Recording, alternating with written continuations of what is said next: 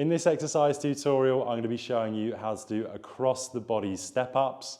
So I'm going to be doing my step ups here on a balance trainer, but you can do yours on a physical step up or a stair, anything that you've got that's going to raise the position of your body up. And we're going to be doing this laterally, so laterally meaning to the side of. So I've got my balance trainer here, I'm standing to the side of it, and I'm going to take the foot that is furthest away, which is my right foot in this example, across my body.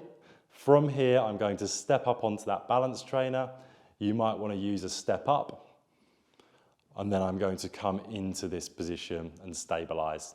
I'm then going to come down. I'm going to do exactly the same on this left side. I'm going to come into a position where I'm across the body, I've stepped over, and I'm going to balance as I come up.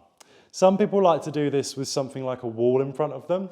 So for example, if I had the wall here, and I then did my across the body step up, and I started to lose my balance, I then can use the wall to steady me straight away. Especially if you're using a big step up, it might be a nice way to just reduce the risk of the exercise.